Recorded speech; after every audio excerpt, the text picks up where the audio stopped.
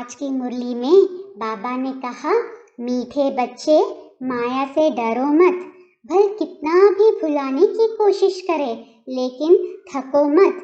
अमृत वेले उठकर याद में रहने का पूरा पूरा पुरुषार्थ करो। बाबा ने कहा, पुरुषार्थ में आगे वही बच्चे जाते हैं जो बाबा पर पूरा पूरा बलि चढ़ते हैं, अर्थात कुर्बान जाते हैं। बाप पर बच्चे कुर्बान जाते और बच्चों पर बाप कुर्बान जाते। हमें अपना कखपन, पुराना तन मन धन बाप को देना है और बाप हमें विश्व की बादशाही देते हैं। इसीलिए उसे गरीब निवास कहा जाता है। गरीब भारत को ही दान देने बाप आए हैं। बेहद का बाप और बेहद का प्यार है, इसीलिए बाप हमें मीठे मीठे अति मीठे ऐसा कहेंगे। बाप कहते हैं, मीठे से खिलते बच्चों ने गीत सुना, राह एक बाप ही दिखाते हैं। भक्ति मार्ग में राह बतलाने वाला कोई है नहीं, वहाँ ही ठोकरें खाते रहते हैं। अभी भल राह मिली है, फिर भी माया बाप के साथ बुद्धि योग लगाने नहीं देती है।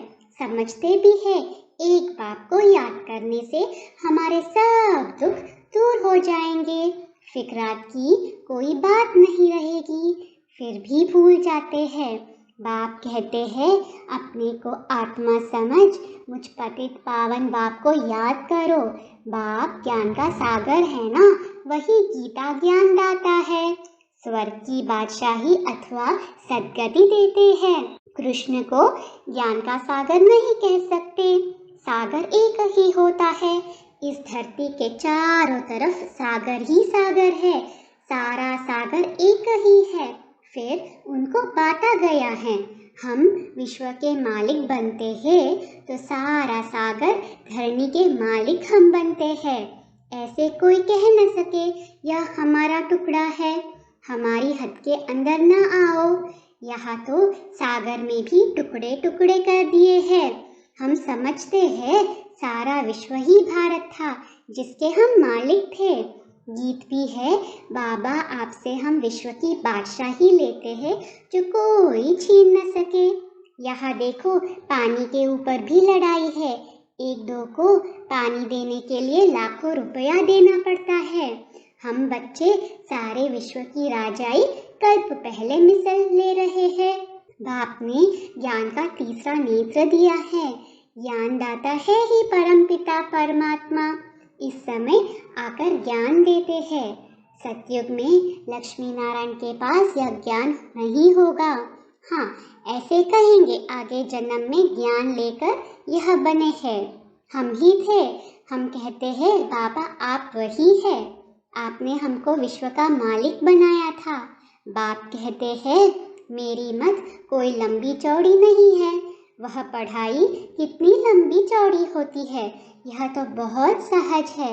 रचता और रचना के आदि मध्य अंत को हम जान गए हैं, अभी औरों को बताते हैं कैसे 84 का चक्र लगाया था। अभी वापस जाना है बाप के पास। यह भी बाप ने बतलाया है, माया के तूफान बहुत आएंगे, इनसे डरो मत। सुबह को उठकर बैठेंगे, बुद्धि और ख्यालातों में चली जाएगी, 2 मिनट भी याद नहीं रहेगी। बाप कहते हैं थकना नहीं है। अच्छा, 1 मिनट याद रही, फिर कल बैठना, परसों बैठना। अंदर में यह पक्का जरूर करो कि हमें याद करना है। अगर कोई विकार में जाता होगा फिर तो बहुत तूफान आएंगे। पवित्रता ही मुख्य है। आज यह दुनिया पतित वैशालय है, कल पावन शिवालय होगा। जानते हो यह पुराना शरीर है। बाप को याद करते रहेंगे तो कोई भी समय शरीर छूट जाए तो स्वर्ग में चलने लायक बन जाएंगे। बाप से कुछ न कुछ ज्ञान तो सुना है ना। ऐसे भी है जो यहाँ से भागंती हो गए हैं, फिर भी आकर अपना वर्षा ले रहे हैं।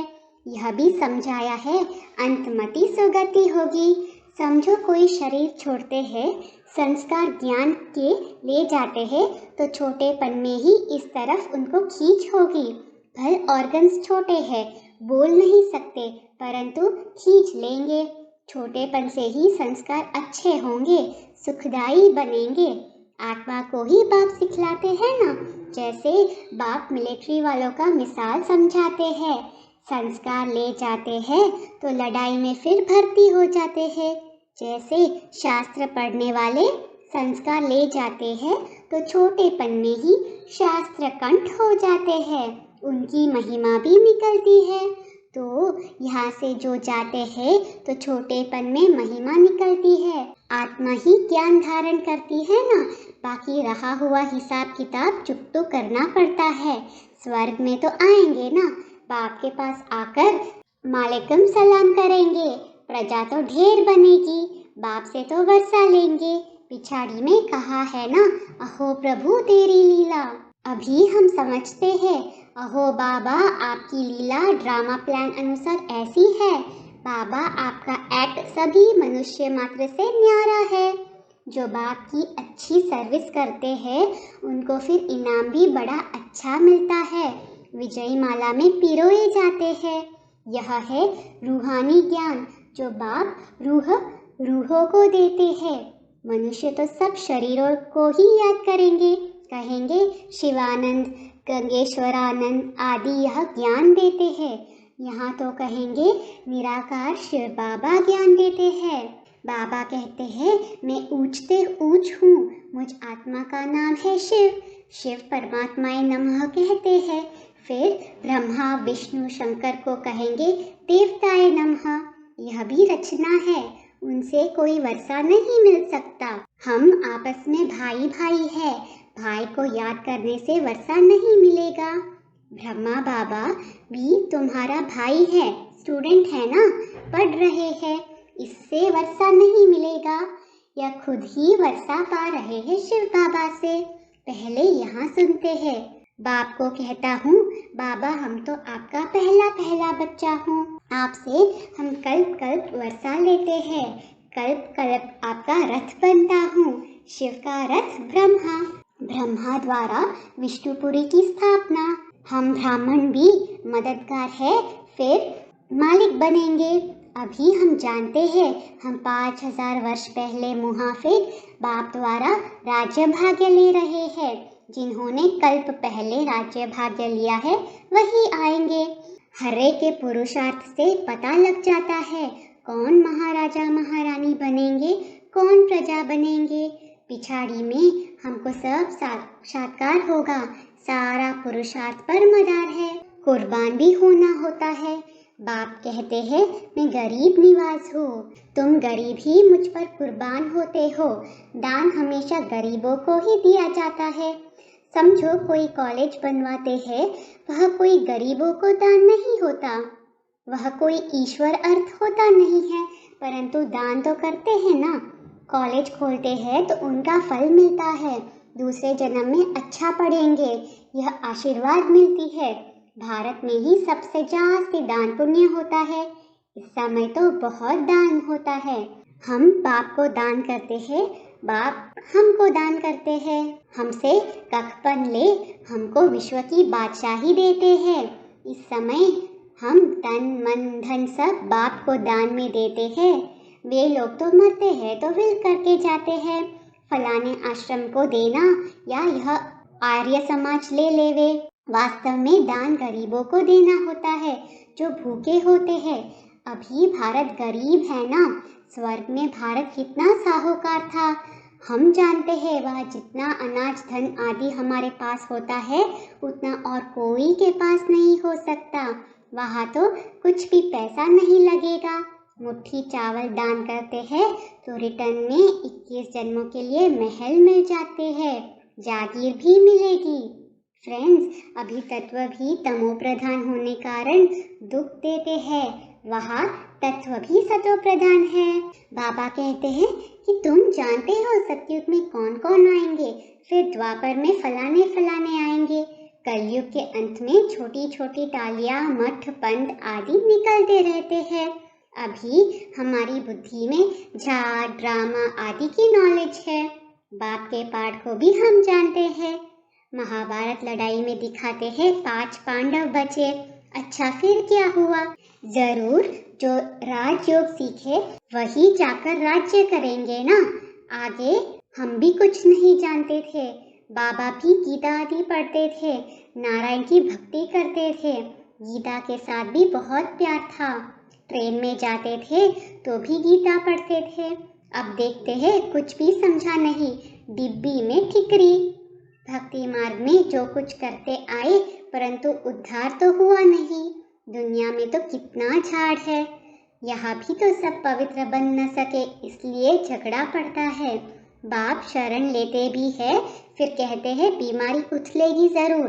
बच्चे आदि याद पड़ेंगे, इसमें नष्टो मोहा होना पड़ता है।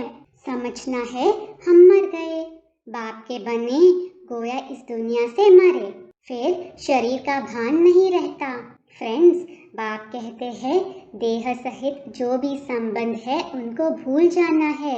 इस दुनिया में जो कुछ देखते हो वह जैसे कुछ भी है नहीं। यह पुराना शरीर भी छोड़ना है, हमको जाना है घर। घर जाकर फिर आकर नया सुंदर शरीर लेंगे। अभी शाम है फिर सुंदर बनेंगे। भारत अभी शाम है फिर सुंदर बनेगा।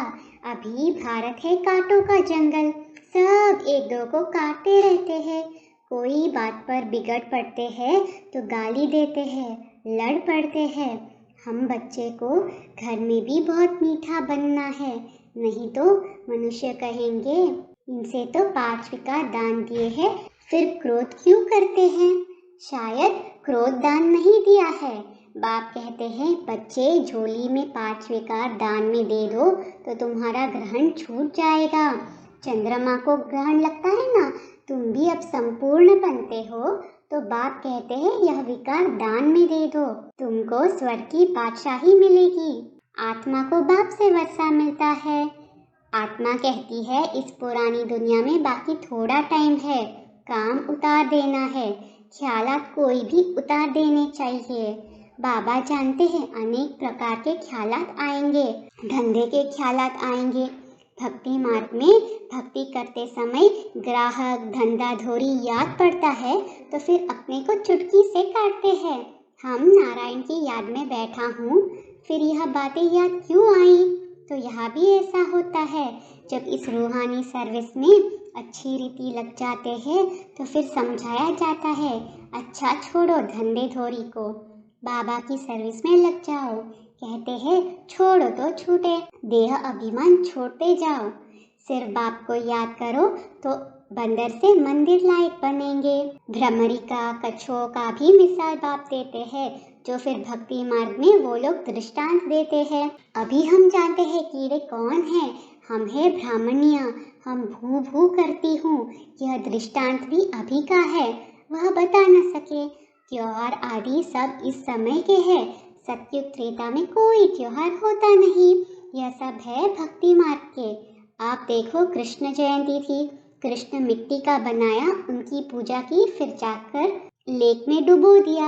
अभी तुम समझते हो यह क्या करते हैं, यह है अंधश्रद्धा। हम किसको समझाएंगे वह समझेंगे नहीं। कोई को बीमारी आदि हुई तो कहेंगे देखो तुमने कृष्ण की पूजा छोड़ दी इसलिए यह हाल हुआ है। ऐसे बहुत ही आश्चर्यवत सुनंती कथनती भागंती हो जाते हैं, इसलिए ब्राह्मणों की माला बन नहीं सकती।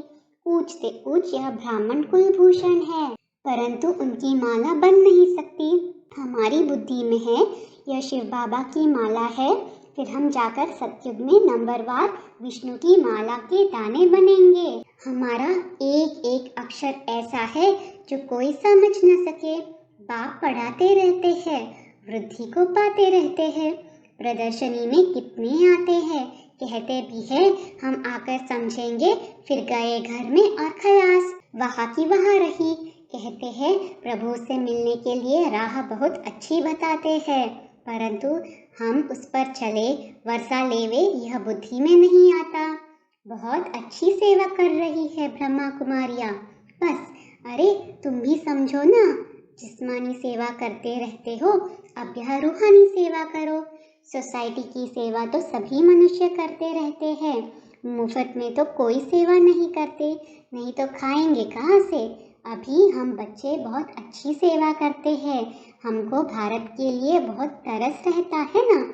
हमारा भारत क्या था, फिर रावण ने किस गति में लाया है। अब हम बाप की श्रीमत पर चल वर्षा जरूर लेंगे। अभी हम जानते हैं हम संगम युगी है, बाकी सब है कलयुगी। हम उस पार जा रहे हैं। जो बाप की याद में अच्छी रीति रहेंगे वह ऐसे बैठे बैठे याद करते करते शरीर छोड़ देंगे। बस फिर आत्मा वापस आएगी नहीं। बैठे बैठे बाप की याद में गया। यह हठयोग आदि की कोई बात नहीं। जैसे देखते हो ध्यान में बैठे बैठे चले जाते हैं, वैसे हम भी बैठे बैठे यह शरीर छोड़ देंगे। सूक्ष्म वतन जाकर फिर बाप के पास चले जाएंगे। जो याद के यात्रा की बहुत मेहनत करते हैं वह ऐसे शरीर छोड़ेंगे। साक्षात्कार हो जाता है। जैसे शुरू में हमको बहुत साक्षात्कार हुए, वैसे पिछाड़ी में भी बहुत देखेंगे।